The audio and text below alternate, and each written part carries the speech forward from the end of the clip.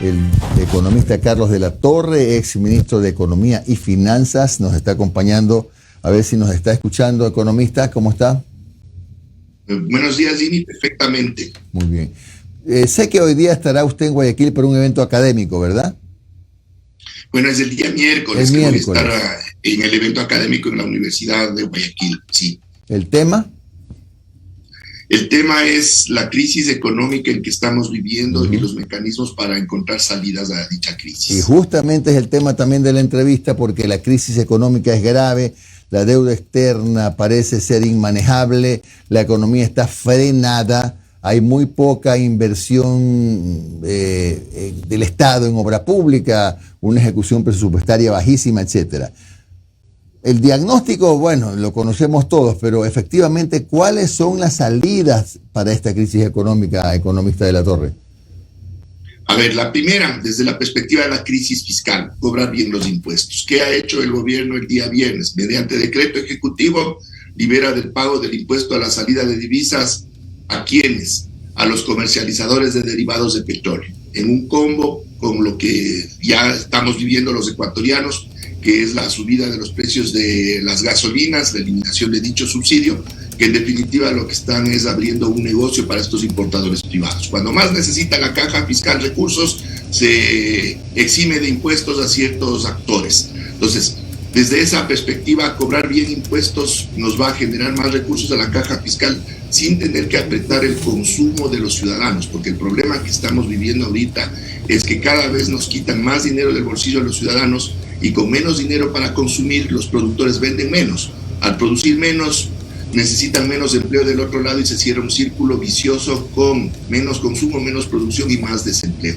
Entonces, a la final, lo que se necesita es cobrar bien los impuestos y hay varios espacios en los que se puede hacer aquello. Eso es uno. ¿Qué otra fórmula hace economista de la Torre? No creo que sea suficiente. Ya, no, para nada. A ver, vamos con otro espacio que es importante, que se llama el gasto tributario. Ya. Los tributos para el Estado son ingresos, pero cuando se habla de gastos tributarios, cuando estos dejan de ser un ingreso, encima más pueden ser transferencias desde el gobierno a privados. Entonces ahí tenemos, por ejemplo, lo que carga IVA cero, tenemos los subsidios directos como el bono de desarrollo humano, pero también tenemos una cantidad importantísima, ahí sí, de subsidios que son dañinos para la economía, que son las exenciones tributarias o reducciones tributarias a dedo, que han venido implementando los gobiernos anteriores a ciertos sectores. Por ejemplo, un subsidio eléctrico a las grandes empresas mineras. Tenemos asimismo exenciones arancelarias importantísimas que se han aplicado a ciertos sectores, que de cobrarles inmediatamente estaríamos hablando de valores cercanos a los 1.500 millones de dólares que entrarían a la caja fiscal. Tercero, se puede revisar dentro del comercio exterior. Aquí me van a criticar aquellos liberalizadores del comercio, pero el Ecuador puede incrementar sin tener que enfrentar ningún tipo de sanción internacional aranceles a 375 partidas de bienes suntuarios. Eso le generaría aproximadamente unos 400 millones de dólares adicionales a la caja fiscal. Por otro lado, una medida que eso sí necesita reforma legal, porque todo lo que yo he indicado anteriormente se lo puede hacer mediante decreto ejecutivo de forma inmediata y directa. Devolverle al Banco Central la capacidad de adquirir los títulos valores del Ministerio de Economía y Finanzas, es decir, volver otra vez a mecanismos crediticios internos. Ese crédito, si bien es una situación que implica un banco central, para eso tenemos Banco Central, el beneficio es que son recursos que se quedan circulando dentro de la economía y no como ahora que tenemos que pagar más de lo que recibimos por los intereses y las comisiones que nos cobra, por ejemplo, el Fondo Monetario Internacional. Con eso ya tenemos algunas medidas de corto plazo que pueden ayudar notablemente a la caja fiscal. Claro, estamos hablando de más o menos 2.000 millones de dólares con lo que usted me está diciendo. Un poquito más, tal vez. En el caso de lo que son exenciones tributarias a dedo, sí podríamos recuperar 2.000 millones, 400 más por el tema arancelario, y el Banco Central podría generar un crédito de 2.000 millones en el año, que con eso tendríamos casi 5.000 millones de dólares que podrían paliar la caja fiscal en el muy corto plazo. Claro, casi cubrir el déficit. Oiga, ¿y la deuda cómo se puede manejar en un país con una deuda que ya pasó de los 80.000 millones de dólares? Para muchos expertos en la materia es una deuda impagable. ¿qué alternativas hay? Se habla de reperfilarla, de una moratoria, que yo siempre aclaro que no es decir no te voy a pagar, sino abrir un paréntesis para poder reordenar la economía y darle un poquito de liquidez a la caja fiscal, ¿no?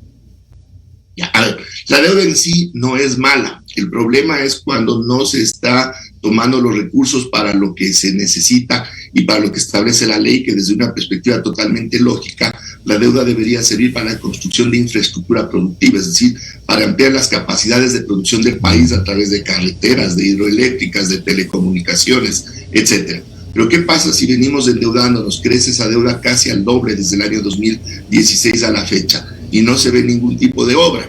Entonces ahí esta deuda termina a la final por vías legales y no tan legales, termina utilizándose en gasto corriente. Eso es el problema. No estamos gastando la plata en vez de estar invirtiendo ese dinero. ¿Qué debió haber hecho este gobierno respecto de la deuda? No insistir con el Fondo Monetario en otro acuerdo adicional, porque ellos nos están prestando deuda para pagar deuda y el remanente va a servir para fortalecer reservas internacionales, pero no para el bien de los ecuatorianos, sino para garantizar pagos de importadores. ¿Qué es lo que se debió haber hecho? Se debió haber sentado con los organismos internacionales encabezados por el Fondo Monetario Internacional para renegociar el pago del servicio de la deuda anterior que tenemos con estos multilaterales. Solo como un dato, un poquito más del 50% de toda la deuda externa del Ecuador es con el FMI y sus amigos. Pero resulta que el servicio de la deuda, es decir, las cuotas que tenemos que pagar año a año, vienen a pesar más del 63%. Es decir, resulta que la deuda con los multilaterales que supuestamente vienen a ayudarnos es la deuda más onerosa en términos del servicio que tenemos que hacer. Entonces, primeramente se debió haber renegociado ese servicio. Luego, recursos, no podemos estar atados a las condicionalidades de este organismo, incremento del IVA, eliminación de los subsidios a los combustibles, y ya mismo se verá una reforma tributaria que volverá a meterle la mano al bolsillo a los ciudadanos. Por ejemplo, ¿qué pasará con el impuesto a la renta sobre los décimos? Seguramente nos van a cobrar ahora el impuesto a la renta. Entonces, ¿qué es lo que se debió haber hecho? Luego de esta renegociación, buscar fuentes alternativas al organismo multilateral, y ahí vienen también las fuentes que han sido demonizadas en épocas anteriores. Por ejemplo, preventas petroleras. Eso también nos ayuda en términos de poder vender mejor nuestro petróleo y significa recursos frescos que entran a la economía. Y también buscar bancos que queden fuera de la órbita de Wall Street. Eso significa acudir a préstamos de la banca china. Ojo, este rato solo el 8% de nuestra deuda es con China y sus bancos. ¿Por qué no acudir a estos espacios que no aplican condicionalidades y cuyas tasas de interés muchas veces incluso son mejores que las del propio Fondo Monetario Internacional? Porque este organismo nos cobra encima comisiones adicionalmente al interés. Economista, buen día. Omar Jaén le saluda. ¿Cómo ha estado? Gracias por su tiempo. Economista, he estado escuchando un poco su diagnóstico y quisiera ponerlo en contrapeso con lo que dice el gobierno. Este fin de semana se activaron en redes sociales como una etiqueta que dice lo que el viejo país no quiere que sepas.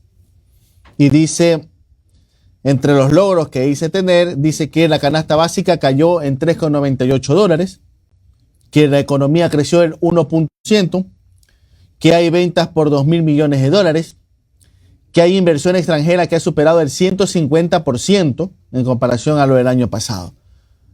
Según el gobierno, la economía está estable y que se está en franco proceso de recuperación. Hemos podido conversar con distintos analistas, colegas suyos, y ellos pintan otro escenario. ¿Por dónde ir? ¿A quién creerle? Gracias, Omar. Efectivamente, lo que el gobierno está haciendo es construyendo un relato falso a partir de estadísticas manipuladas. Vamos a ver. Si es que hemos tenido casi cero de inversión extranjera, ¿ya? Simplemente el hecho de que haya el triple de casi nada significa que crece un 150%. Pero en niveles ya de millones de dólares, la inversión extranjera que entró en el año 2023 no alcanzó ni $100 millones, que ahora entra en 300 millones, que es prácticamente nada para el tamaño de la economía, es 150%. Pero hay un dato que también hay que tomarlo con muchísimo cuidado, que da cuenta de la situación de la economía. La canasta básica disminuye unos poquitos dólares. Estamos hablando de una canasta que casi que es 2 salarios básicos. Que disminuye unos poquitos dólares se debe al tema de la inflación. La inflación en el mes de mayo sí cae un poco respecto del mes de abril. Tengamos en cuenta que tenemos un incremento del IVA y que eso tuvo un impacto inflacionario y de ahí tenemos una caída de la inflación. En un contexto en el que estamos mirando eso y con cifras del propio SRI, lo que da cuenta es que han caído las ventas de un mes a otro. La gente, al tener menos dinero en el bolsillo, tiene menos capacidad de comprar, y al comprar menos, ¿qué pasa con los productores que se quedan con los inventarios? Tienen que bajar los precios a ver si venden. Este es ya un clarísimo síntoma de que la cosa está muy complicada, que se suma a cifras del propio Banco Central del Ecuador. Ya los 2 últimos trimestres de 2023, el consumo de los hogares, que se llama, ya viene cayendo en la economía nacional. Entonces, lo que vemos es un contexto de contracción de la economía que aparentemente genera cifras que supuestamente serían positivas, pero es sobre valores muy magros de inversión extranjera. En este caso tenemos también un problema de una deflación, pero por contracción del consumo, y el gobierno lo que hace es construir un relato que, además del crecimiento del Producto Interno Bruto, es tremendamente optimista y es generado a partir de unas estadísticas que fueron modificadas por el Banco Central del Ecuador sin atender metodologías internacionales. Es decir, literalmente el Banco Central nos está mintiendo con las cifras del incremento del Producto Interno Bruto. Perfecto. Economista, a ver, se avecina algo que políticamente lo veo complicado, más aún en tiempo electoral, pero se sabe y se conoce que una de las órdenes del Fondo Monetario Internacional es que salga una nueva reforma tributaria este año, entre noviembre y diciembre de este año. Reforma tributaria a secas. Eso puede conllevar a muchas cosas, muchas medidas. Una elevación de impuestos, que no lo creo, porque el señor Noboa suponemos que va a intentar buscar la reelección y no vas a hacer eso en tiempo de campaña, ni tampoco creo que los partidos políticos en la asamblea den sus votos para subir en plena campaña impuestos. Pero ¿por dónde puede ir el gobierno para intentar tener algo más de presupuesto y con eso satisfacer al Fondo Monetario? Bueno, ahorita por el lado de los tributos es el camino, porque ya el tema de los subsidios a los combustibles, a las gasolinas, que era el otro espacio que podría buscarse para reducir el gasto público, es el evidente. Es decir, no hay otro camino que no sea el tema de impuestos. Pero nosotros no sabemos, la política aquí en el Ecuador es tan extraña y la reacción de la gente también es tan extraña, en el sentido de que la popularidad del presidente no se ha visto tan afectada como se hubiera esperado con la eliminación o la reducción de los subsidios a los combustibles. Pero ¿por dónde podría ir esta reforma? Por ejemplo, en el caso del IVA mismo, ¿ya? Reducir la base tributaria de IVA cero. ¿Qué significa esto? Que muchos productos alimenticios ahora paguen el IVA, seguramente medicinas, que es una fuente importante que podría generar ingresos a la caja fiscal. Como ya adelanté anteriormente, podría aplicarse el impuesto a la renta sobre los décimos a la ciudadanía en general. Esto también complicaría el tema del bolsillo general, pero generaría recursos para la caja fiscal. Adicionalmente a esto se podrían implementar ciertas políticas, no necesariamente tributarias, por ejemplo, el caso de los jubilados, que los jubilados también tengan que pagar un impuesto a la renta sobre la jubilación. Hasta ese extremo podríamos llegar nosotros, y que los jubilados no reciban, por ejemplo, los décimos, para poder fortalecer la posición del IES y reducir en alguna medida la necesidad de recursos que tienen que ir de la caja fiscal al IES. Es decir, estas son posibles salidas que tendría, son mis hipótesis, pero casi que no hay más que eso en términos de recaudación tributaria y de ingresos adicionales a la caja fiscal. Y bajar quizás los pisos para el impuesto a la renta, por ejemplo, el tema de las exenciones tributarias. En estos momentos, ¿desde qué monto uno empieza a pagar impuesto a la renta? 900, creo que eran 900 y pico, economista, ¿no? Sí, dividámosle 11,000 para 12, que nos da casi $1,000 mensuales, ya se paga el Entonces, impuesto. probablemente, eso intentó hacer Lazo. O sea, probablemente el gobierno ahora dice, bueno, si ganas 700 o ganas 800 empiezas a pagar, y con eso amplías la base de contribuyentes. ¿Podría ir por ahí quizás? Podría ir por ahí también, adicionalmente a lo que indique, sí. Perfecto. Ahora, economista, y como para cerrar, a ver, ya tenemos el aumento del IVA, tenemos la eliminación de los subsidios a los combustibles con su correspondiente elevación de los precios de los combustibles que va a ser mensualmente, eco y extra. Se viene esta reforma tributaria. Usted que ha podido, supongo que usted ha podido revisar el acuerdo o los compromisos con el Fondo Monetario, ¿qué más se nos viene? A la larga, Ecuador se comprometió con el Fondo Monetario a llegar al gas y al diésel. ¿Hay algo más en el panorama, allá en el horizonte? ¿O está quemando todos los cartuchos en estos momentos el gobierno? Ya, a ver, yo creo que el gas y el diésel no los toparía justamente por el tema electoral, es decir, ahora, ya. Ajá. Pero de ahí más adelante no podríamos descartar aquello, porque en definitiva el tema de los combustibles no solo se limita a las gasolinas, es porque políticamente es más manejable la reducción o eliminación del subsidio a las gasolinas que los otros combustibles. Pero en definitiva, si vamos por esa lógica, el diésel y el gas de uso doméstico serían los siguientes. Pero a ver, ¿qué más puede ser lo que esté pensando el gobierno y en el marco del acuerdo con el Fondo Monetario Internacional? Que si bien no esté en el acuerdo, pero es una práctica muy usual en este tipo de casos. A ver, el Fondo Monetario siempre nos habla de que hay que reducir el tamaño del Estado, de que hay que racionalizar el gasto público. Si bien eso en el papel no consta, pero en la práctica se lo ha hecho y se lo podrá seguir haciendo, que es básicamente la subejecución presupuestaria.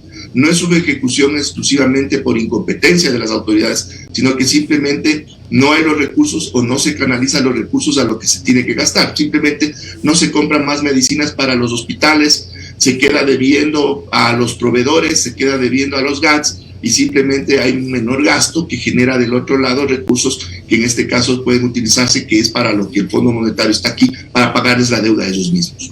Gracias, economista Carlos de la Torre, exministro de Economía y Finanzas. Que tenga usted un buen día y éxitos en su evento académico. Ya, muchísimas gracias, igual ha sido un gusto, un buen día.